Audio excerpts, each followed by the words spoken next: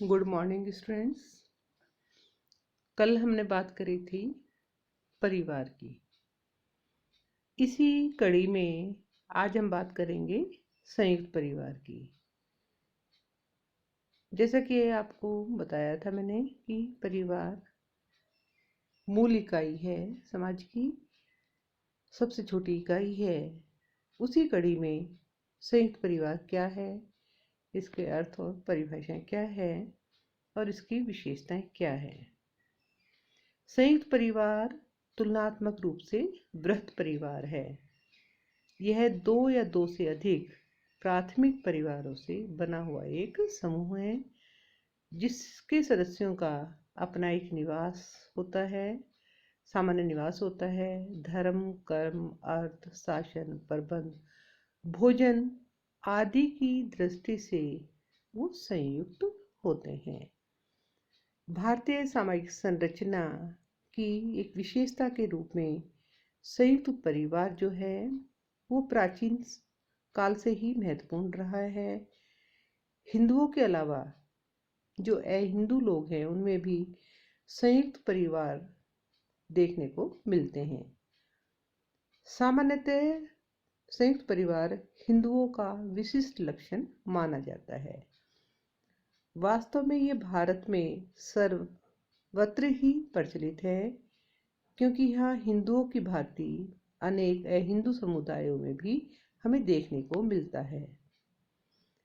वह पारिवारिक संगठन जिसका हम बात कर रहे हैं, तो कुछ समुदायों में पितृसत्तात्मक है तो कुछ में मातृसत्तात्मक या मातृवंशीय भी है। भारत में परिवार का शास्त्रीय जो स्वरूप है, यानी कि पुराना जो स्वरूप है, वो संयुक्त परिवार रहा है। संयुक्त परिवार में सामान्यतः उन सभी व्यक्तियों को सम्मिलित किया जाता है जो एक सामान्य पूर्वज की संतान होते हैं। भोजन, पूजा और संपत्ति की दृष्टि से भी वो संयुक्त होते हैं। इस संबंध में इरावती कर्वे का कहना है कि एक संयुक्त परिवार ऐसे व्यक्तियों का समूह है जो सामान्यतः एक घर में रहते हैं, जो एक रसोई में से बना भोजन करते हैं और जो संपत्ति के सम्मिलित स्वामी होते हैं, और वे जो सामान्य पूजा में भाग लेते हैं और किसी न किसी प्रकार से एक दूसरे के रक्त संबंधी होते हैं। यानी कि संयुक्त परिवार की ऐसे व्यक्तियों का एक समूह है जो जिनका एक सामान्य निवास है, एक सामान्य रसोई घर है और उनकी सम्मिलित जो है वो संपत्ति है और सामान्य पूजा में भाग लेते हैं और किसी न किसी प्रकार से एक दूसरे के वो रक्त संबंधी होते हैं। ऐसे समूह को संयुक्त परिवार का नाम दिया जाता है। आईपी देसाई के अनुसार हम उस ग्रह को संयुक्त परिवार कहते हैं जिसमें एकाकी परिवार से अधिक पीढ़ियों के सदस्य रहते हैं। यानी कि एकाकी परिवार में तो पति पत्नी और उनकी संतान होती है। इसमें एकाकी परिवार से अधिक पीढ़ी, यानी कि पति पत्नी, उनके माता पिता और उनके बच्चे, वो सब साथ में रहते हैं। यानी कि दो या दो से अधिक पीढ़ी एक साथ रहते हैं और जिसके सदस्य एक दूसरे से संपत्ति, आय और पारस्परिक अधिकारों तथा कर्तव्यों के द्वारा संबद्ध होते हैं। यानी कि संयुक्त परिवार क्या है? जिसमें दो या दो से अधिक पीढ़ी के लोग रहते हैं एक साथ, एक दूसरे से वो संपत्ति, अधिकारों और कर्तव्यों से वो बंधे होते हैं। अब हम बात करते हैं संयुक्त परिवार की विशेषताओं की। संयुक्त परिवार की विशेषताओं के बारे में अगर बात करते हैं तो सबसे पहली विशेषता है दो या दो से अधिक परिवारों का संग्रह।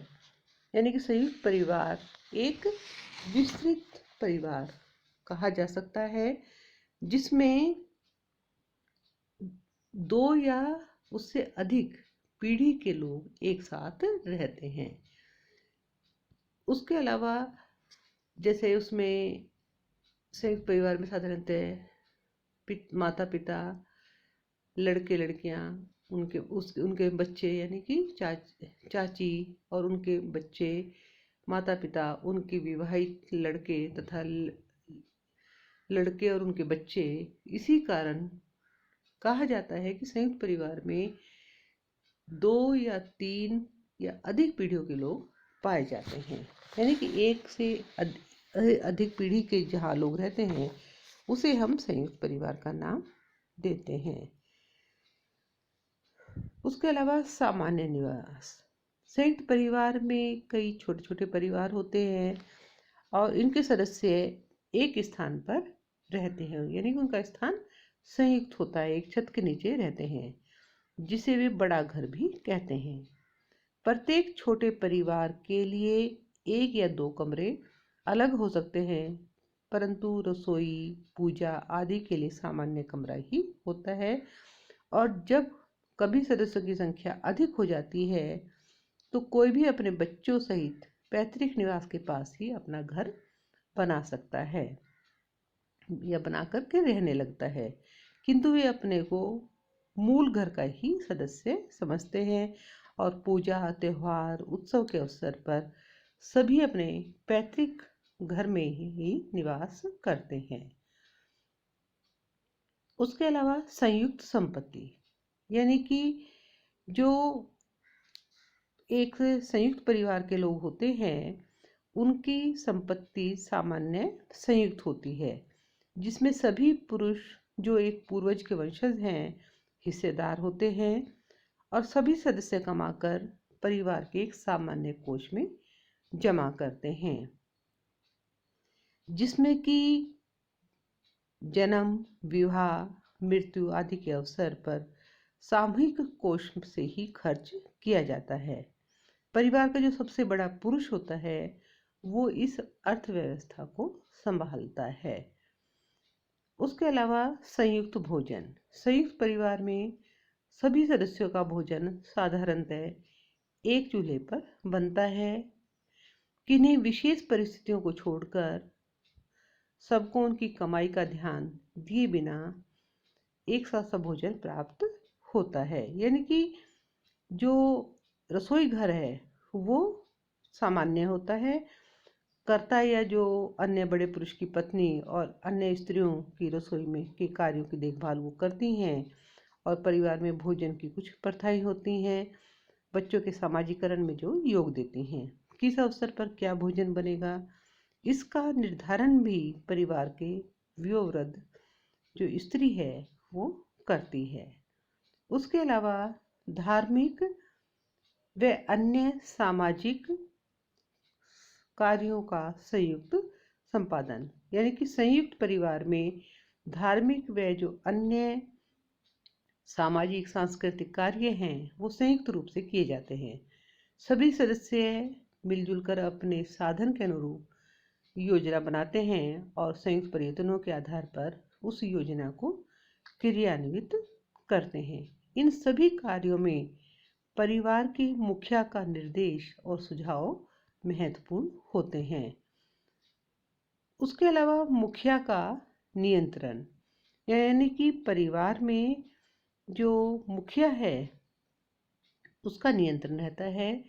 उसके संरक्षण में आर्थिक, सामाजिक, सांस्कृतिक कार्यों को पूर्ण किया जाता है। सदस्य परिवार के नियम परंपराओं के अनुसार अपने उत्तरदायित्वों को निर्वाह करते हैं और वो कर रहे हैं या नहीं इसकी देखभाल भी मुखिया करता है। सामान्य भरण पोषण। संयुक्त परिवार के सदस्यों में खान पान और रहन सहन का स्तर सबका एक सा रहता है। व्यक्तिगत रुचियों और प्रवृत्तियों को ध्यान में रखा जाता है, किंतु वहीं तक जहां तक वे परिवार के सामान्य हितों को प्रभावित ना करती हो। परिवार के संचालन व स्थायित्व की दृष्टि से ऐसा आवश्यक भी होता है, अन्यथा परिवार में संगठन व्यवस्था बनाए रखना कठिन हो जाता है, क्योंकि अगर सबके साथ समान व्यवहार नहीं होता है तो परिवार में तनाव या अव्यवस्था फैलने की आशंका रहती है। उसके अलावा पारस्परिक अधिकार एवं कर्तव्य।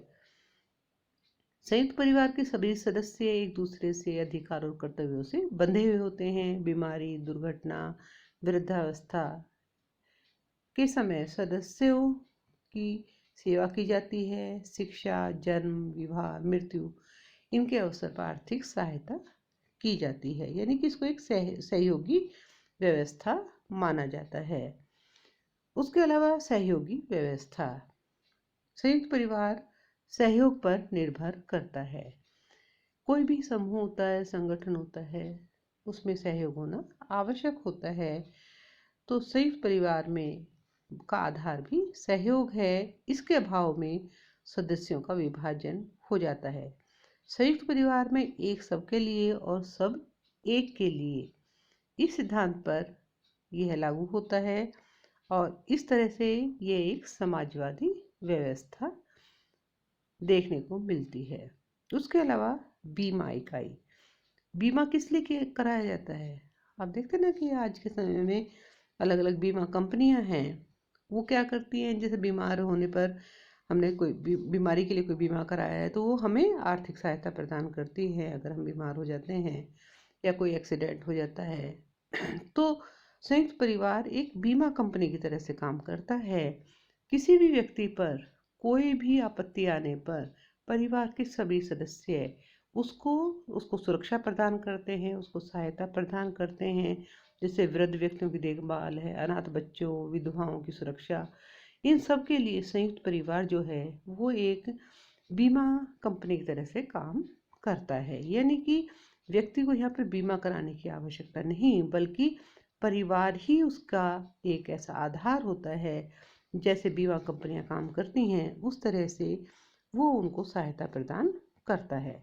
उसके अलावा बड़ा आकार, यानी कि एक संयुक्त परिवार में कई छोटे छोटे परिवार होते हैं और दो या दो से अधिक पीढ़ियां उसमें रहती हैं, अतः इनका आकार जो है वो बड़ा होता है। कभी कभी तो इनकी सदस्य संख्या 50 या 60 से भी ज़्यादा हो सकती है। तो इस तरह से संयुक्त परिवार जो है वो एक सामान्य हितों पर बनी एक व्यवस्था है जिसमें दो या उससे अधिक पीढ़ियों के लोग एक साथ निवास करते हैं। धन्यवाद।